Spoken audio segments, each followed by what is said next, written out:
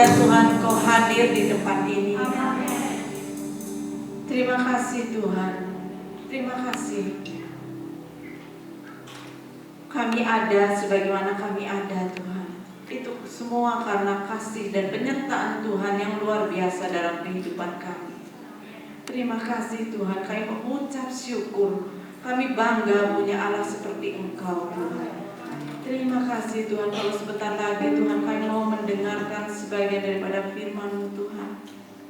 Kiranya hati kami penuh dengan ucapan syukur Tuhan. Firman yang boleh kami dengar nanti Tuhan, biarlah itu menjadi satu rema dalam kehidupan kami, dan kami boleh melakukannya dalam kehidupan kami, sehingga apapun yang kami lakukan, kami boleh menyenangkan Engkau Tuhan. Terima kasih Tuhan, terima kasih. Jamah setiap hati kami yang hadir di tempat ini, jangan lewatkan satu pun daripada kami, termasuk hamba Tuhan. Terima kasih. Kami siap mendengarkan firman-Mu, hanya di dalam nama Tuhan Yesus kami berdoa dan mengucap syukur. Haleluya. Amin. Amin. Silakan duduk. Shalom wanita-wanita Allah. Terima kasih buat Ibu Vero sama semua pengurus di tempat ini yang sudah mengundang saya, memberikan kesempatan kepada saya untuk berbagi di tempat ini. Suatu kehormatan bagi saya. Terima kasih banyak. Perkenalkan, nama saya Ayu. Saya orang Bali asli juga, mungkin sama seperti ibu-ibu di tempat ini ya.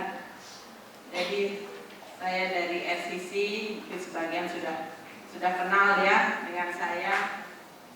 Hari ini saya mengucapkan segenap Rock FCC juga MWM mengucapkan selamat ulang tahun buat MWM Canggu yang ke-16. Luar biasa ya, karena bentar lagi Sweet 17.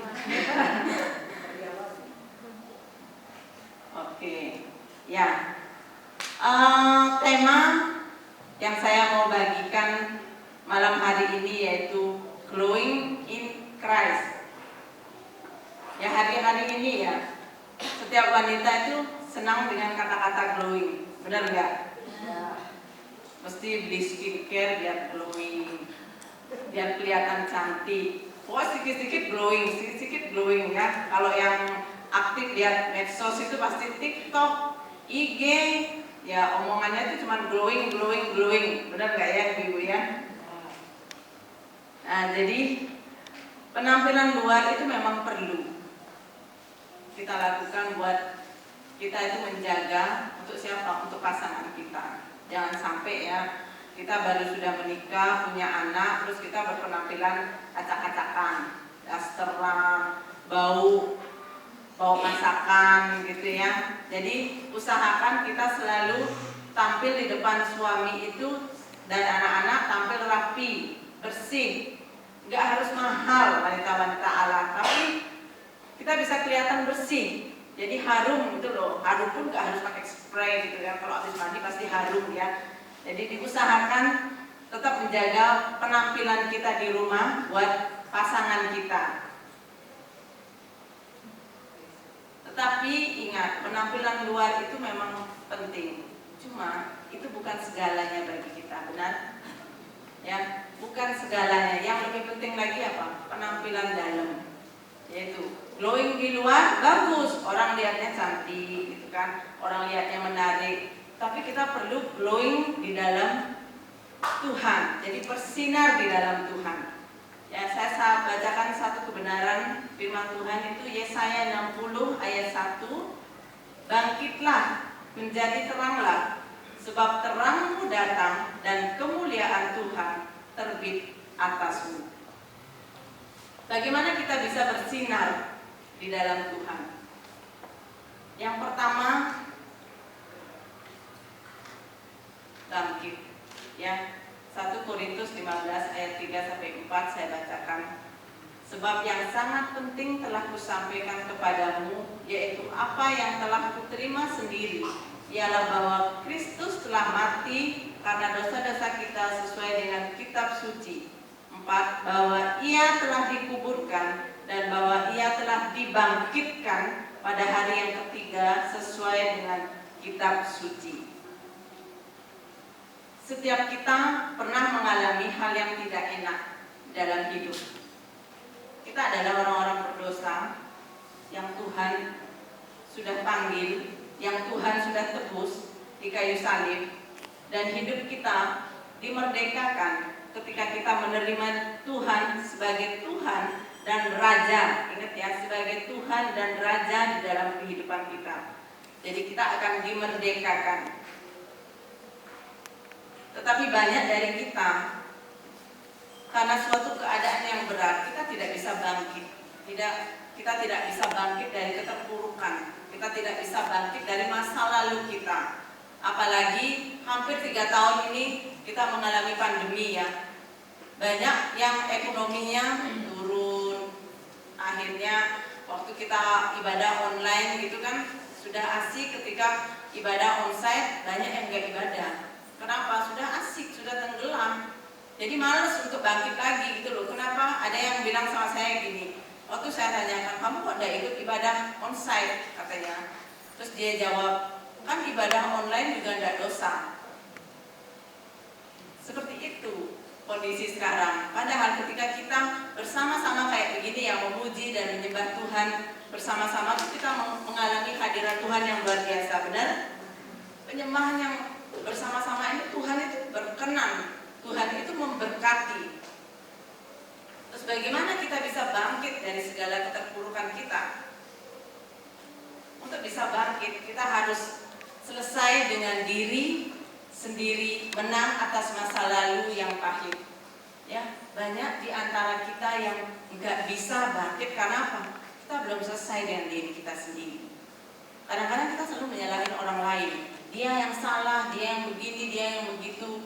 Saya baik-baik aja. Kita nggak sadar bahwa kita ini masih terpuruk gitu loh. Kita ini belum selesai. Seperti apa masa lalu yang pahit itu? Roh yang terluka. Mungkin kita pernah dikecewakan, ada penolakan, luka hati yang parah. Itu kita perlu selesaikan. Terkadang kita nggak sadar wanita-wanita Allah. Kita nggak sadar bahwa kita tuh ada kekecewaan. Hal yang kecil kita pendam gitu ya. Suatu saat tuh akan bisa meledak. Nah ini kita harus bereskan dulu. Terus kadang kita bilang saya nggak salah gitu loh, dia yang salah. Setiap proses yang kita alami dalam kehidupan kita, yang perlu kita lakukan apa? Respon yang benar di hadapan Tuhan.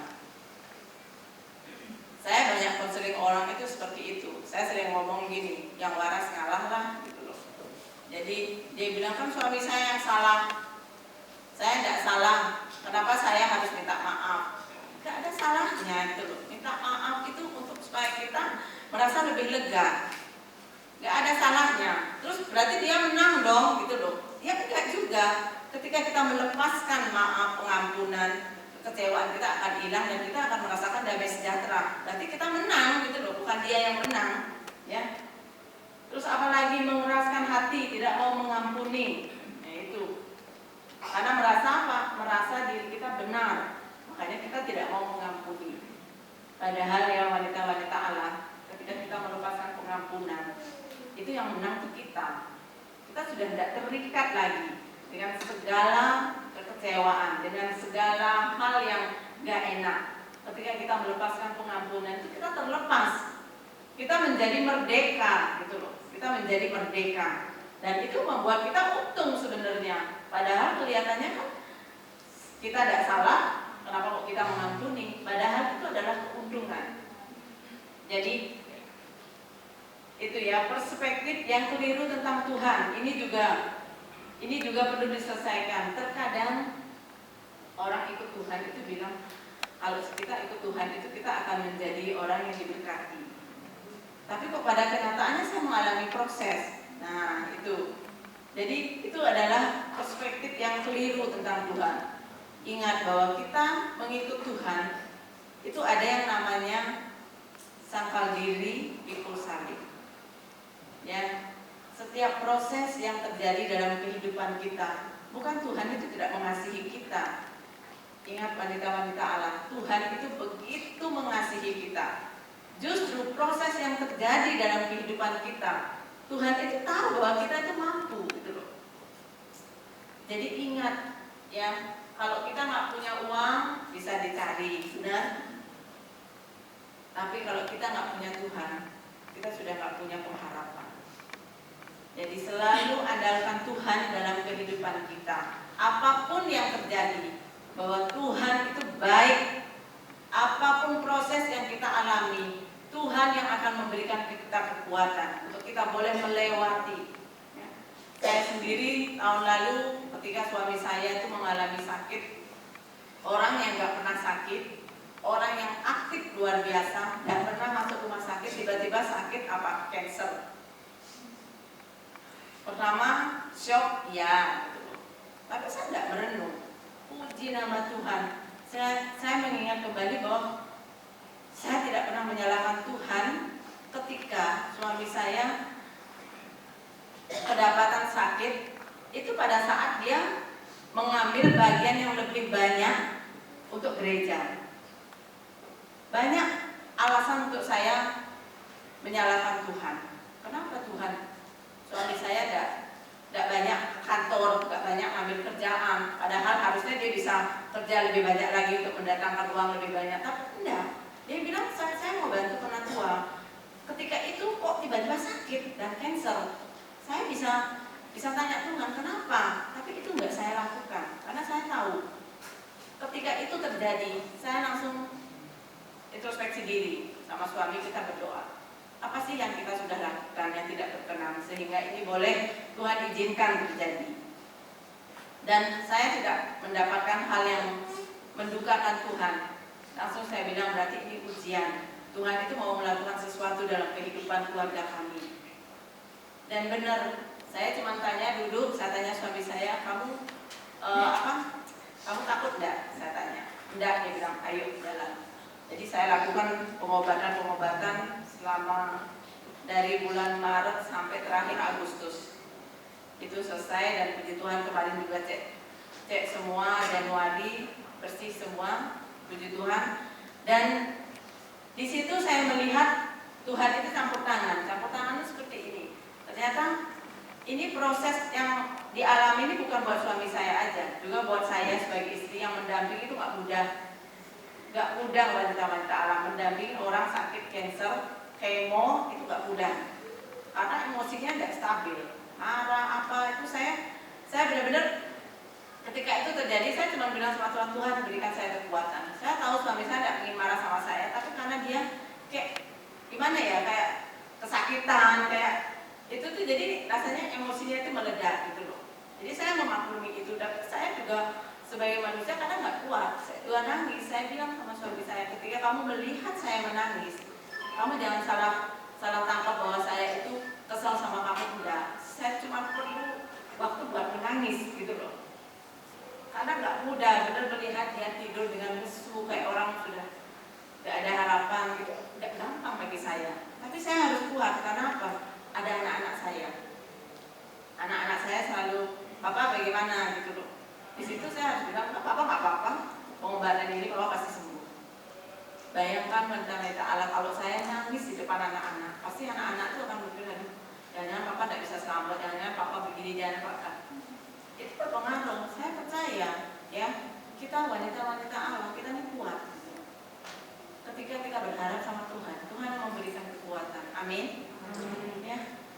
Terus apalagi Pak itu? Tidak mengucap syukur, membanding-bandingkan.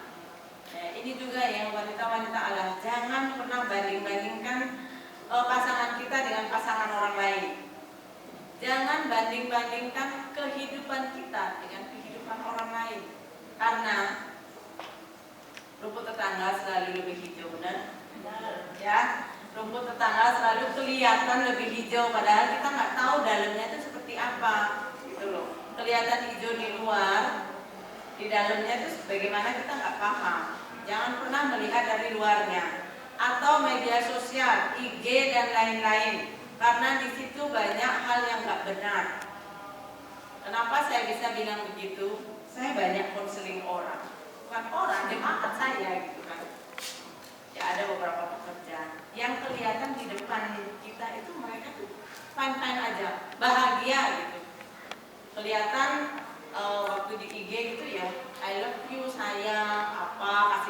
indah gitu ya, romantis banget, romantis.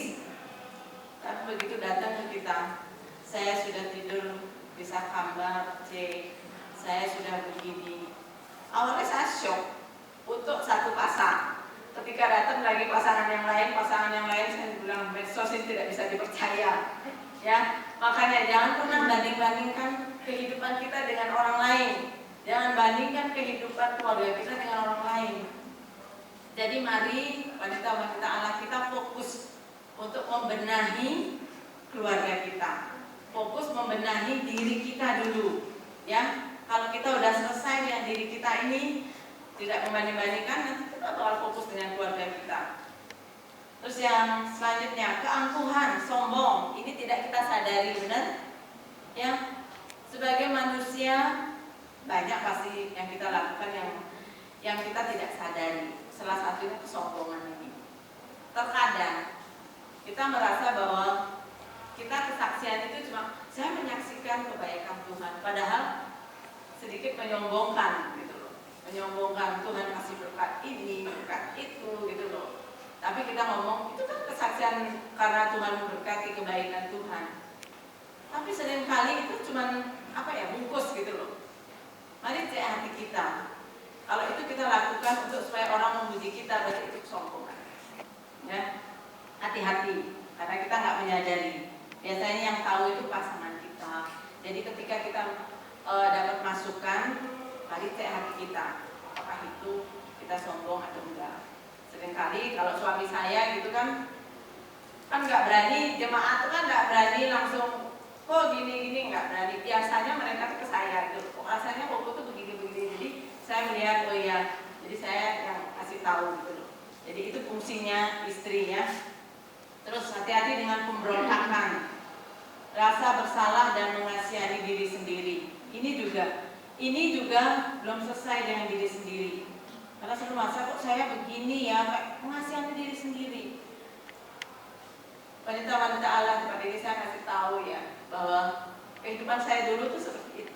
Saya mengasihani diri saya sendiri. Bagaimana tuh? Kadang-kadang tuh gini, kayak saya lihat teman saya itu kayak kerja gitu ya. Dia kerja kan, oh ada duit, ada ini. Saya kan tidak kerja, ibu rumah tangga.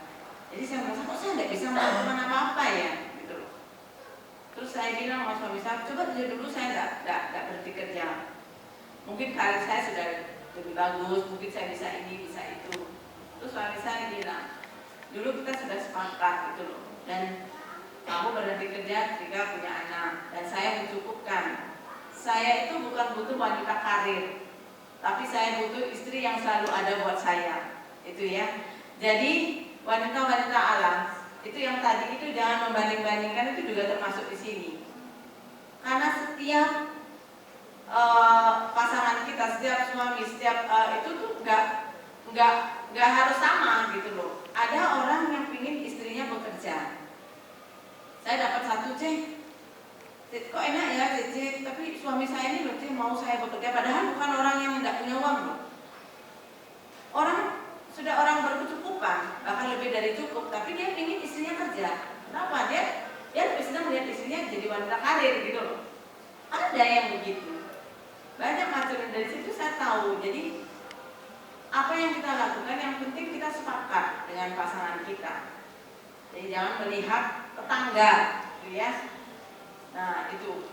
Terus keputusasaan juga, itu juga belum selesai dengan diri sendiri. Dusta iblis. Dan terakhir mungkin ada yang sampai mau bunuh diri. Ya, ini perhatikan. Jadi untuk kita bisa bangkit, kita harus selesai dulu dengan segala nih luka-luka lama, masa-masa lalu yang pahit.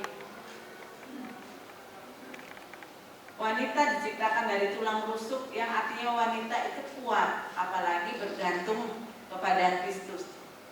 Karena di dalam Kristus ada kekuatan yang baru. Amin. Dan Tuhan sudah menentukan kita bukan hanya sebagai pemenang, tetapi Tuhan menentukan kita lebih dari pemenang. Amin. Wanita-wanita Allah. Jadi kita ini kuat, kita berasal dari tulang rusuk ya. Jadi jangan pernah menyerah akan hal itu.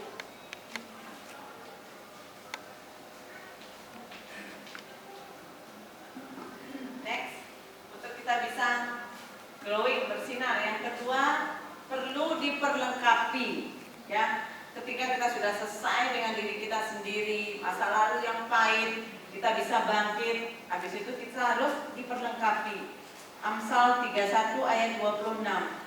Ia membuka mulutnya dengan hikmat, pengajaran yang lemah lembut ada di lidahnya.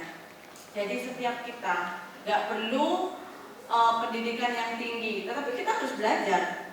Kita harus diperlengkapi. Untuk apa? Walaupun kita ibu rumah tangga, ngapain saya harus belajar ini, belajar itu?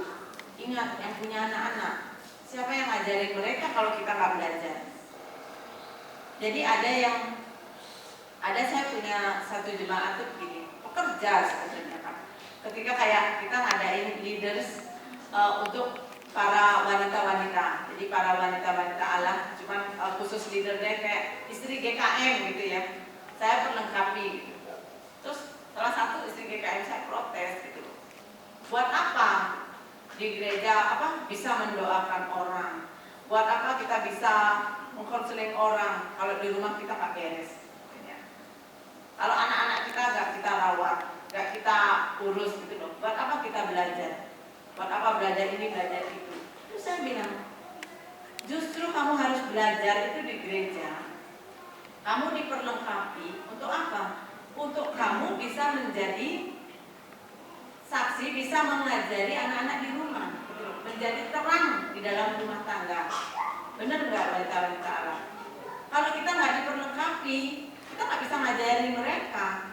Kalau kita nggak diperlengkapi, anak-anak kita belajar dari mana? Jangan serahkan anak-anakmu ke guru sekolah minggu aja. Jadi apa-apa guru sekolah minggu, apa-apa guru sekolah minggu. Hello, wanita-wanita Allah, waktu yang banyak itu dengan kita orang tuanya. Jadi usahakan kita sendiri yang mengajarkan kebenaran firman itu kepada anak-anak, ya, diperlengkapi. Baca firman Tuhan, lakukan saat teduh. Atur waktu saat teduh gak harus pagi. Kalau yang bisa pagi lebih bagus. Kalau saya biasanya di rumah saya bangun kalau nggak 4:30 jam 5 pagi. Jadi kadang ada adik-adik rohani saya bilang gini, Cek kok pagi banget sih bangunnya, padahal Cek punya asisten rumah tangga 2. Saya bilang asisten rumah tangga di rumah saya itu cuma bantu saya bersih-bersih rumah, nyuci. Tapi ngurusin anak-anak, ngurusin suami itu kerjaan saya. Kalau masak itu saya yang masak, bukan mereka masak buat diri sendiri. Kadang-kadang mereka makan masakan saya. Jadi saya memang ngatur menyediakan makanan apa semua buat suami dan anak-anak saya, itu saya. Karena saya ingat gini dulu, waktu saya nikah ya, waktu awal nikah itu suami saya suka gini, kamu belajar dong sama mama, babi kecap masakan mamanya itu terbaik, terenak menurut dia. Terus saya belajar, saya telepon, Mah apa gini-gini, masih gak mau. Dia bilang belum nyuruh. Terus saya juga bingung gitu loh. Akhirnya ketika saya pulang ke Jawa, saya sudah bilang, Mah nanti saya mau belajar bikin babi kecap. Jadi sudah di-prepare. Jadi langsung, walah saya salah araknya ternyata, merek araknya itu beda gitu loh. Ternyata hasilnya pun beda jadinya. Akhirnya dari situ terus sudah persis mamanya gitu.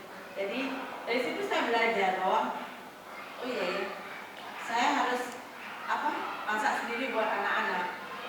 Kayak dengar gitu ya, nanti anak-anak tuh kayak ngomong misalnya sama istri, kamu belajar dong sama mama ini, aku paling suka masak mama yang ini. Rasanya bangga banget gitu ya, wanita-wanita Allah ya.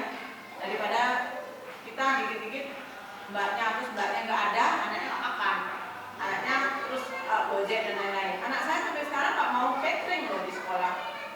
Jadi saya belanya jadi bangun pagi jam 5 untuk mereka. Dan saya biasanya dulu baca firman dulu, saya teduh, lalu saya masak. Mulai masak tuh jam 6 biasanya.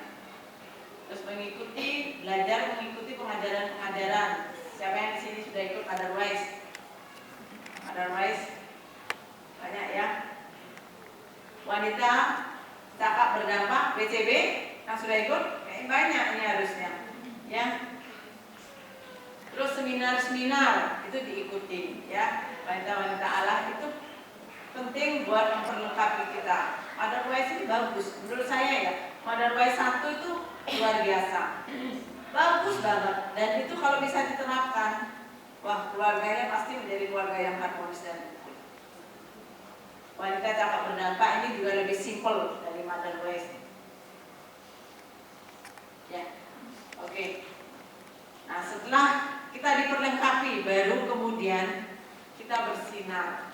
Ya, bersinar itu kita menjadi terang buat lingkungan sekitar kita. Kisah Para Rasul 1 ayat 8. Tetapi kamu akan menerima kuasa kalau Roh Kudus turun ke atas kamu, dan kamu akan menjadi saksiku di Yerusalem dan di seluruh Yudea dan Samaria dan sampai ke ujung bumi.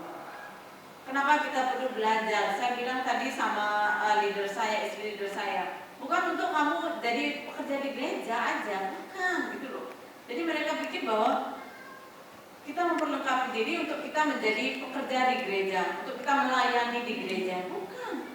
Di rumah dulu. Setelah di rumah mana? Lingkungan sekitarnya, keluarga besar. Saya ini satu-satunya yang ikut Tuhan. Memang saya ikut Tuhan sebelum, bukan karena suami saya, tapi sebelum saya menikah saya sudah ikut Tuhan. Saya menikah tahun 2002, saya dibaptis tahun 99. Jadi sampai sekarang keluarga saya pun belum dimenangkan. Apakah saya berhenti berdoa buat mereka? Enggak. Saya terus berdoa. Saya tidak putus asa, tidak menyerah, karena saya percaya apa yang menjadi bagian saya lakukan. Tapi bagiannya Tuhan, nanti Tuhan yang akan melakukan. Dan wanita-wanita Allah, dari awal saya ikut Tuhan, keluarga saya itu memang menentang banget. Jadi adik saya pun sampai duduk bareng mau ngobrol aja nggak pernah mau. Saya saudara 4 orang, adik saya laki semua, saya paling gede cewek.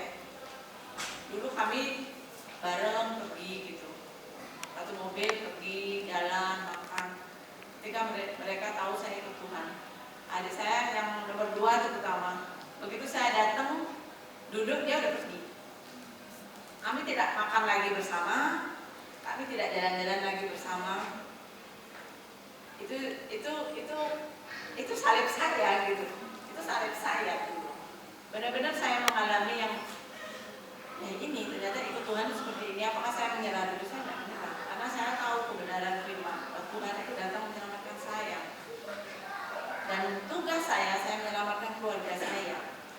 Kalau saya berhenti dulu, keluarga saya tidak akan selamat. Sampai hari ini pun keluarga saya belum ada satupun yang ikut Tuhan. Tapi ketika kita melakukan Natal, sebelum pandemi kan kita biasanya Natal itu menjangkau, jadi mengundang. Dan kami setiap tahun itu mengundang, dan mereka datang. Mereka ketika didoakan tuh, mereka angkat tangan doakan. Sampai tahun dari tahun berapa saya lupa, berturut-turut sampai satu kali itu om saya ngomong gini, yuk selesai acara kan Natal, yuk nanti kalau ada Natal lagi jangan lupa ya Pak Man diundang, kan biasanya ngomong kan kalau Pak yang Yoman ya Pak Man, Pak D gitu kan. Soalnya Pak Man nih kalau denger Giong sih dia ngomong kan bahasa ini nama Chinese-nya. Kalau dengar Giong ceramah bahasa dia. Kalau dengar Giong ceramah itu benar sekali gitu loh. Artinya rasanya kok tenang gitu loh. Jadi dari situ sama Tuhan, terima kasih gitu loh. Walaupun kayaknya benar-benar yang aku mau meninggalkan ini terus aku Tuhan. Tapi selangkah demi selangkah saya percaya, dan sampai detik ini saya terus berdoa buat mereka. Dan sampai sekarang adik saya pun yang nomor 2 yang dulu anti sekali sama saya, ketika dia ada masalah dengan istrinya, dia bilang, dia telepon saya, dia WA saya, Mbak Yu ada di rumah enggak? Mau ngobrol. Waktu dia ngomong begitu, saya nangis pada Tuhan Allah. Ini sudah selangkah lagi, saya bilang.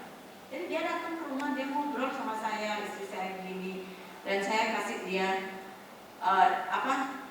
wejangan lah ya. Jadi saya bagikan firman Tuhan kepada dia, dan dia mendengarkan. Dia nggak menolak, tapi dia mendengarkan bahwa saya suami istri. Jadi saya benar-benar ngomong firman Tuhan sama mereka, sama adik-adik saya. Dan terakhir beberapa bulan lalu juga ponakan saya datang dengan adiknya, sama ibunya, istrinya, bapaknya. Untuk apa? Pemberesan keluarga. Datang ke saya. Dari kita tinggal di daerah dekatnya Mambal, kalau baca Allah tahu dekatnya Mambal. Gak jauh sih sebenarnya dari Denpasar. Dia khusus minta waktu datang ke rumah konseling. Bagaimana mengatasi menantu, mertua, adik, ipar, wah itu complicated, dia tidak bisa menyelesaikan, dia datang kepada saya minta bagaimana baiknya ini. Dan di situ saya ngomong firman Tuhan seperti ini, bagaimana kamu harus menghormati orang tua, sebagaimana dia ada apapun itu, kamu harus tetap respect sama orang tua karena berkat datangnya dari orang tua. Tapi ketika kamu disuruh melakukan hal yang tidak baik, boleh kamu tidak tiru. Jadi saya bagikan apa dari ayat ini, bagaimana lagi? Saya bagikan semua wanita-wanita Allah itu. Jadi saksi bersinar buat keluarga kita, buat lingkungan kita. Itu. Jadi jangan pernah kita merasa bahwa kita tuh putus asa ketika kita sudah berdoa, kita sudah nginjili mereka tapi mereka belum bertobat. Jangan. Ya, tetap semangat. Jadi ketika kita sudah dimerdekakan, bangkit, kita diperlengkapi, terus tiba waktunya terus kita menjadi terang untuk orang-orang di sekitar kita yang belum mengenal sang terang itu. Jadi ya, itu yang malam ini bisa saya bagikan pada MWM di tempat ini. Jadi mari kita bersama-sama glowing, bukan hanya di luar saja, bukan hanya cantik luar saja, walaupun cantik luar itu perlu, tetapi itu bukan segalanya. Jadi mari kita belajar untuk menjadi terang, menjadi bersinar di dalam Tuhan, dengan cara kita harus bangkit dari segala keterpurukan, selesai dengan masa lalu kita yang kelam, terus diperlengkapi dengan pengajaran-pengajaran. Yang pertama harus baca firman Tuhan. Jangan bilang waktu saya tidak ada, Bu, waktu saya itu sibuk, saya itu banyak kerjaan, anak saya masih kecil dan lain-lain. Buat Tuhan jangan kasih waktu sisa. Buat Tuhan kita harus sediakan waktu. Amin. Bisa ya semua ya. Bisa belajar, termasuk saya pun belajar gitu. Ada kala kalau saya pagi sibuk, kadang anak saya ada pagi itu olahraga jam 6 sudah harus sana. Jadi bangun saya langsung masak. Nanti mereka sudah ke sekolah, saya baru baca firman, baca King's Word, baca renungan. Itu saya lakukan. Jadi tetap kita nggak boleh lengah itu. Baru kemudian setelah kita perlengkapi, kita bisa, jangan buat diri kita sendiri, tapi mari kita belajar untuk berbagi, menjadi saksi dimanapun kita berada. Amin. Yang bisa saya bagikan buat wanita-wanita Allah di tempat ini. Sekali lagi, selamat ulang tahun MWM yang ke-16. Tuhan Yesus memberkati.